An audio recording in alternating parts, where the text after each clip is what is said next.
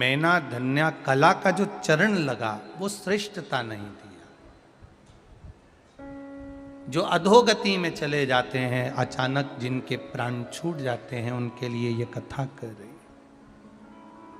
पितरों की 3 बेटियां, तीनों से गलती हो गई।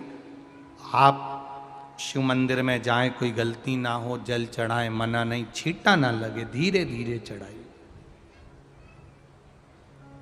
और एक बात अच्छे से ध्यान में रखिएगा, शिव मंदिर से जब भी वापिस आए, जल चढ़ाकर अपना फर्ज पूरा अदा कर कर। फर्ज से मतलब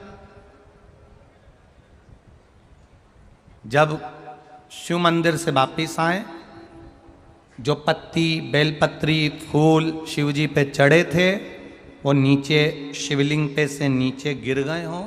एक शिवलिंग रखा है, लाना मिट्टी वाला, लाइए जरा उठा के। अब छत्तीसगढ़ में कथा चल रही, थोड़ा ध्यान से सुन लोगे एकांतेश्वर शिवलिंग का पूरा वृत्तांत। तो आप लोग जो पशुपति व्रत कर रहे हो या कोई भी उपास करते हो, कई लोग कहते हैं हमने करा नहीं हुआ। क्यों नहीं हुआ? उसमें हमारी गलतियों को हमें छाट। ये देखिए,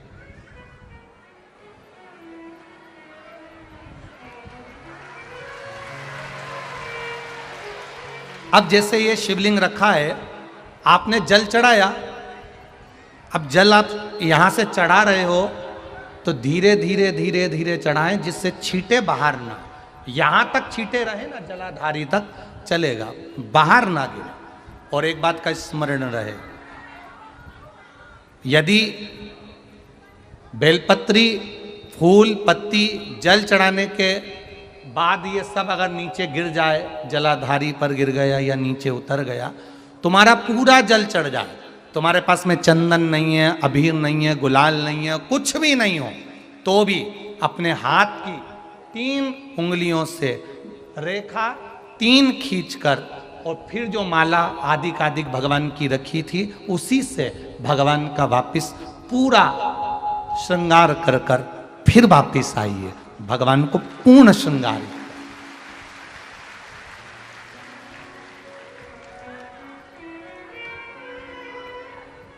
भगवान का पूर्ण श्रृंगार कर कर आइए। कई लोग जल चढ़ाने के बाद में भगवान का जो फूल पत्ती नीचे रखी रहती है, आप, हम ये नहीं कह रहे कि आप अपने घर से लेकर जाओ, आपके पास में कुछ नहीं, 1 लोटा जल चढ़ाओ, जल चढ़ाया, जो फूल पत्ती नीचे रखी हुई है उसी को उठाकर, उसको रखकर, उसी फूल से भगवान का खूब सुंदर श्रृंगार भगवान का कर कर फिर आइए। क्यों?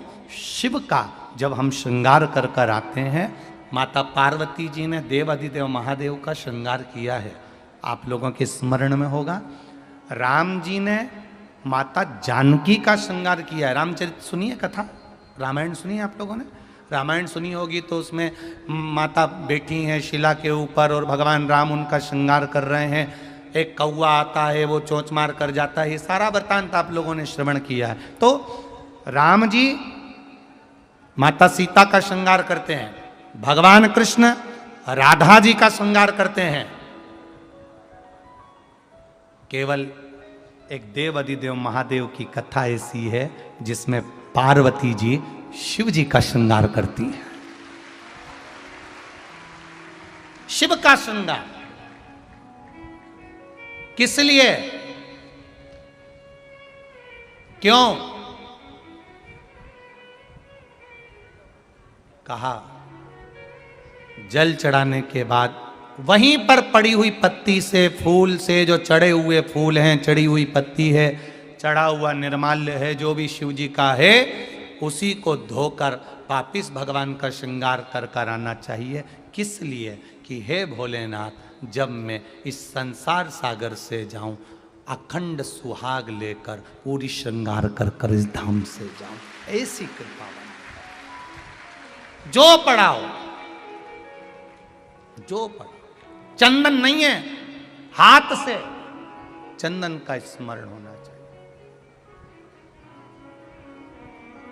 नहीं है हमारे पास लगाने को रोली, मोली, चंदन, जो भी आपके पास में, अबीर, गुलाल नहीं, अपने मन का गुलाल लगाइए, अपने मन का हृदय से,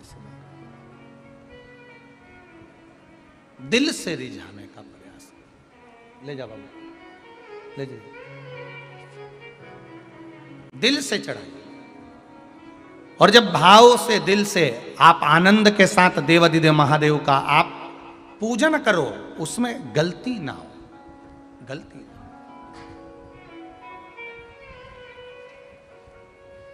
देखिए, पितरों की 3 बेटियों को श्राप लग गया।